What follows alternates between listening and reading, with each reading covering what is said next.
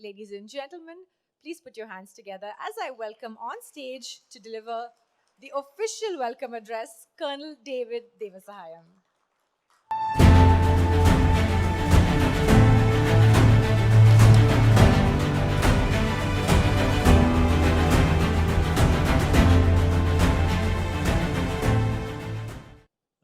Thank you, Paloma. Good morning to our keynote speaker, Dr. Shashi Tharoor, distinguished guests, and our wonderful cadets from the Officers Training Academy, ladies and gentlemen. Thank you for being here today. We are living in a time that can only be described as transformational. A period defined by rapid technological advancement, shifting economies, climate uncertainty, and global events that seem to change the rules of the game almost every day.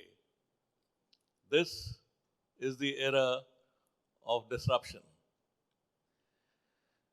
Now let me pause here and tell all of you in the audience that barring my initial greeting, that first paragraph was written entirely by ChatGPT,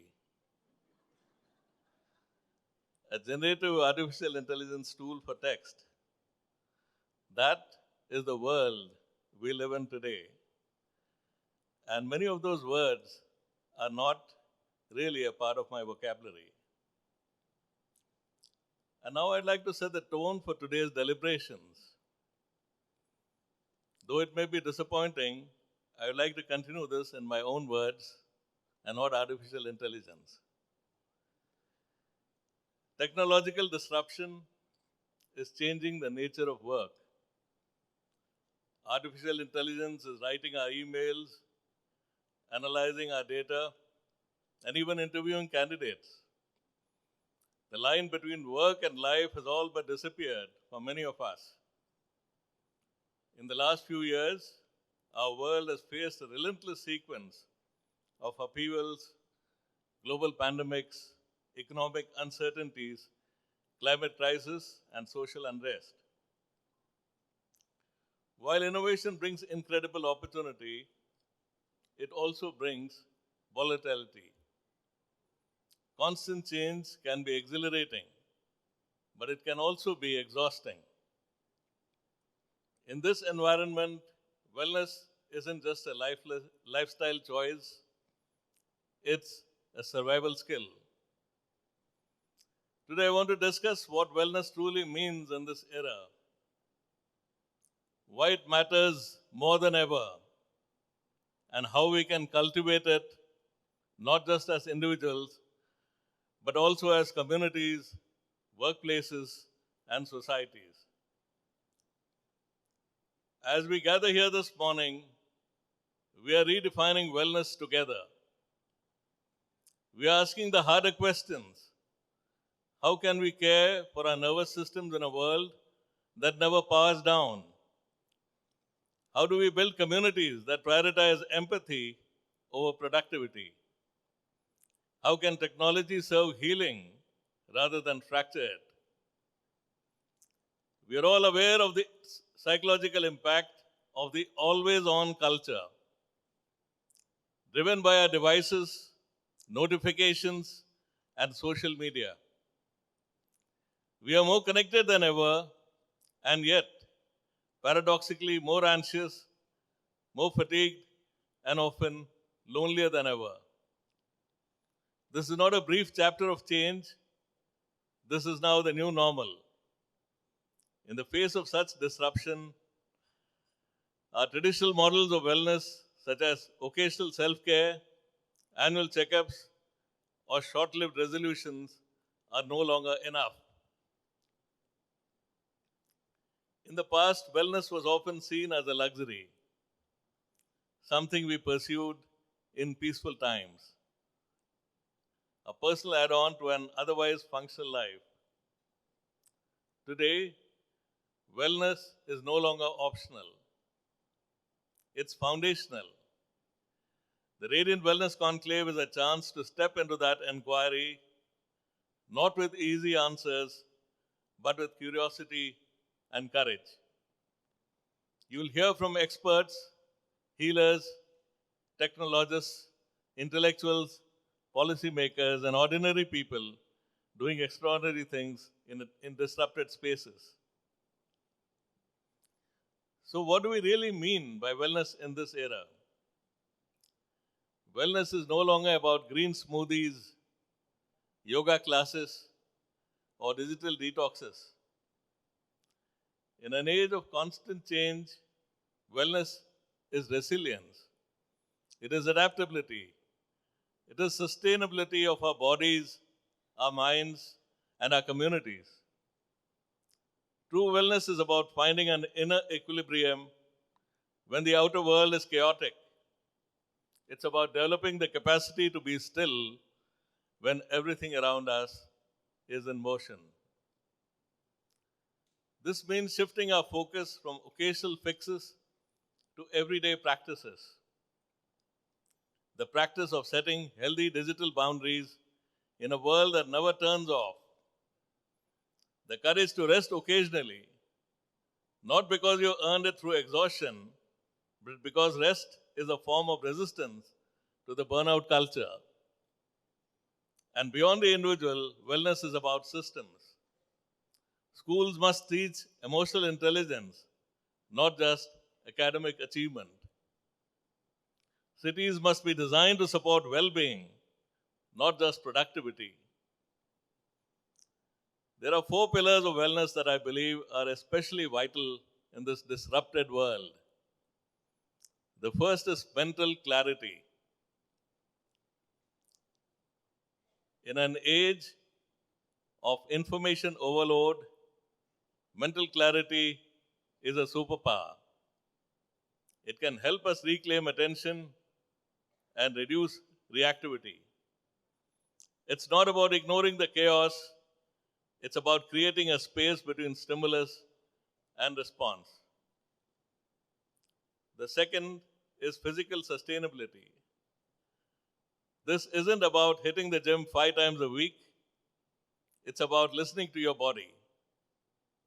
It's about moving regularly, sleeping enough, and eating in a way that fuels rather than punishes in disrupted times. We need bodies that are not just fit, but fortified. The third pillar is digital boundaries. This one, trust me, is critical. Our phones are both tools and tyrants. We must learn to set boundaries with technology, whether that's screen-free mornings, focused work time, or a social media sabbatical. Wellness in this era means reclaiming our attention, one notification at a time. Lastly, community connection is the fourth pillar. I would like to highlight disruption often leads in disconnection. We must prioritize meaningful relationships because wellness thrives in community, whether that's friends, family, or even co-workers. Loneliness isn't just sad, it can also be deadly. In times of upheaval, human connection becomes a protective force. So, what do we do with all this? First, let us start with ourselves. Take one small step this week towards your well being. Maybe it is setting a bedtime. Maybe it is stepping outside in the sun for 10 minutes a day. Maybe it's calling someone you miss. This is not about perfection, it's about consistency. Second, we lead where we are. If you're a manager, ask your team not just what they are doing, but how they are doing. If you're a teacher, normalize conversations about stress. If you're a parent, model rest, not just hustle. Third, we advocate. Push for policies in your workplace, your government, and in your schools that make well-being a right, not a privilege. Because in a disrupted world, wellness must be built into the infrastructure of life. Disruption is no longer an occasional event, it's the new atmosphere we breathe. But the beauty of disruption is that it invites renewal. Just as forests grow back stronger after fires, we too are invited to reimagine our ecosystems from the inside out. This is a moment to be deeply honest about the fatigue and the fragility many of us feel. But it's also a moment to be fiercely hopeful. And so, as we begin the Radiant Wellness Conclave 2025, let me request you all to put down whatever you can. Your roles, your urgency, your mobiles, your overwhelming need to be elsewhere mentally. Instead, pick up your curiosity and your sense of possibility. Let me leave you with this. Disruption isn't going away, but if we meet it with presence, clarity, compassion, and community, we don't just survive it, we transform through it. Let us stay well, not just for ourselves, but for each other. Having thus set a fairly serious tone for today's deliberations, it gives me great pleasure to introduce our keynote speaker this morning, someone who truly needs no introduction, Dr. Shashi Tharoor. Let's put our hands together for him. He's a senior politician, former diplomat, and acclaimed author, a 4-time member of parliament from Thiruvananthapuram. As of now, he's also the chairman of the Committee on External Affairs. He has been an Under-Secretary General in the United Nations and also was a contender for the post of Secretary General in 2006. Dr. Tharoor has also been affiliated, and we are very grateful to him for that, with the Radiant Wellness Conclave from 2017. His YouTube videos garner millions of views, and above all, he is known to speak his mind, and in some ways, he is the nation's informal English teacher.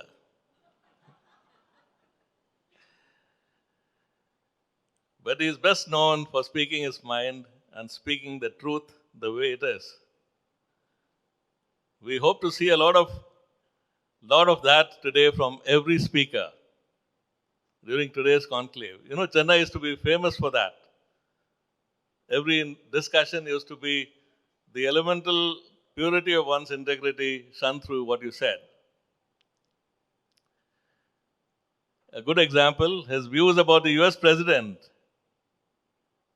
in response to a question from a correspondent while touring the United States is a great example of shooting straight.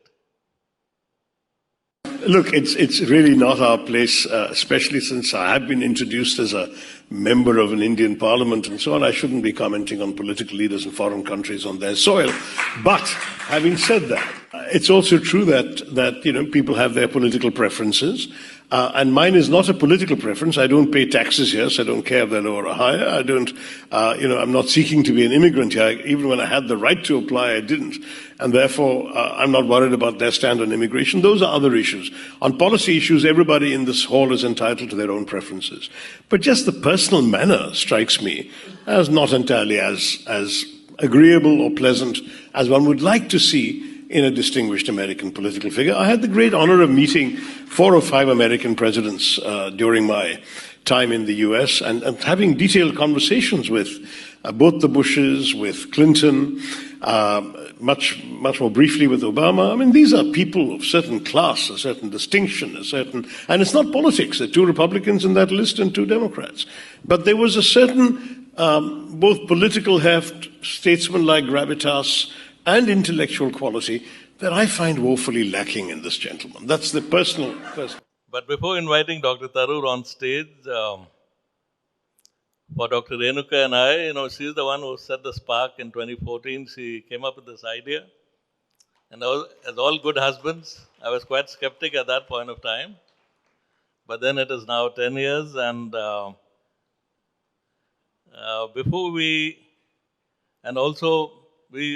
bigger the dream, the better has to be the team. So on behalf of all of us, I'd like you all to just give us a few minutes and have a quick look at the conclaves gone by.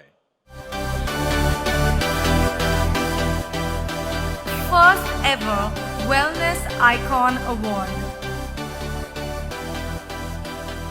मैं challenge करता हूं आप में से कोई मेरे साथ दौड़ के दिखा दे. The one stumbling block becomes the choice, the hard choice that she has to make, which is, I'm a mother and I have to sacrifice 5 to 7 years of my career. The problem is when society at large defines that beauty, gives us the parameters of beauty and says, this is beautiful. In the end, it was all just acceptance, being able to accept what I can do and what I cannot do. In this beautiful country of ours, and I'm a living testimony, you don't have to stay where you are.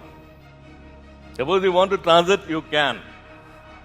But at that point of time, look for inspirational stories. I never thought that I would ever get to fly in space. We realize that physical wellness gives you a sense of confidence, it gives you a sense of achievement, and no matter which path you take in life. Yes, the trunk of the tree is visible to our eyes. Ladies and gentlemen, yes, the crown of the tree is visible to our eyes, but the roots of the tree, which are underneath the soil, which are invisible to our eyes, is our inner development. So it's drink your food and chew your water. So I said, what do you mean by that? They said, take a piece of spelt bread, chew it 40 times at least, till it becomes liquid. In Britain today, Indian curry houses, as they're called, Indian restaurants in Britain, employ more people than the coal mining, iron and steel and shipbuilding industries combined. When it comes to petrol, wellness plays a very big role in petrol. Number of gallons of petrol sold in a country and number of diabetes in this country, it is a straight line. Number of heart attacks in the city, number of cars in the city, straight line. Always find a hobby which is not linked to your profession. In my case, the news. I don't know how many stamp collectors are there. It seems to have disappeared. In our generation, I used to run around looking for cricketers' autographs. Now I don't find anyone wanting autographs. They just want selfies. Your competition is only with yourself. You have to trust in yourself. You just cannot compare yourself with anyone else because there's nobody else comparable when you believe in your cause. Unless I have a very high fever, I play tennis and everything goes away. For girls, I would say the courage is very important and the willingness to say no to those people and to those attitudes which say that you cannot do it.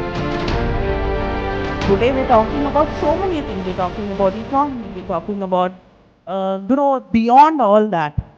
There is a larger threat. That is the threat of environment. Wellness, I think, as we all know, is an inside job. It's an inside job, but if we can radiate wellness and actually share it with others. And there was Vikram who was lying in a coffin in a tricolor, and my father is instructing me that you rectify it. And that day, the fear of death went away from me. Is what I learned from Vikram's loss. So if you truly want to feel intellectually well, it's to feel satisfied that you at least tried to pursue your dreams.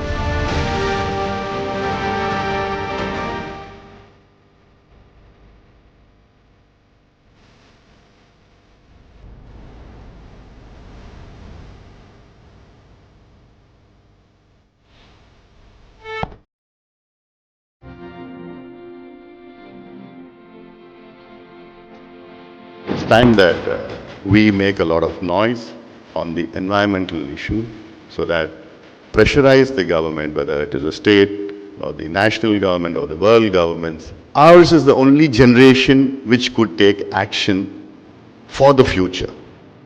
Any day when I have not learned something new, that day is not a good day for me. could be a little thing, it could be a big thing, it could be a profound thing. But I must finish the day more aware, more knowledgeable, more conscious of something than I started the day. Wellness is not lack of illness.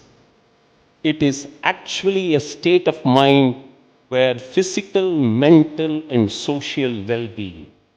It is a perfect balance of all of these. If you were to tell people today, just now, let's go for a 10-kilometer run, then most of them would say, no, we can't do it.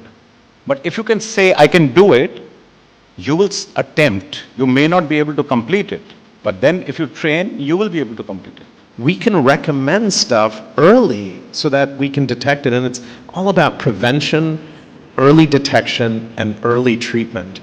Is that we have to all find our own enough. So I'm asking you today, have you slept enough? Have you dreamt enough? Have you meditated enough? But then you just kind of shut your eyes and say that, okay, this is what I have to do and this is my job that I love and it pays me well. So, then you just have to shut it down, shut what happened in the office, keep the phones away, and then do the job. When Pakistan refused to acknowledge that it was their soldiers in that battlefield, and there can be nothing worse that a country can do to its soldier than to disown them. The Indian military formed the last rites for the bodies of Pakistani soldiers. The most striking part of that was that you shake hands when you're talking to them in the morning, and while you're in the operations room in the evening, and you hear that they're no more. So these things, leave an emotional scar on. You always remember what contribution they've made and how they've fought the war, the courage which they've displayed, just to uphold the traditions of their regiment and their country. A lot of wisdom resides in the seniors in an organization, but the juniors, the youngsters can come out with brilliant ideas that can change the course of an action. I don't know who's going to make the film, but when I heard about Captain Vikram Batra and read the story, I think this story has to be made. Whoever is making it is very lucky. That's how it started. Because he is not married till today. That's the biggest sacrifice. That was the part in the film when I was reading in the research, played on my mind a lot, How could one give up the entire life, for the man she loved? I remember one defense minister saying that ये जो stone है, ये अगर line of control के इस तरफ है, तो वो हमारा है. We cannot give that stone away to Pakistan. I mean, that is the kind of attitude that we have adopted. They were quite determined to become army officers, commissioned officers in the army after they lost their husbands. And it so happened that in a matter of 1 month, the sanction came through. And those girls went into the OTA. That was the first instance in the world. No Indian army, no army in the world had commissioned officers.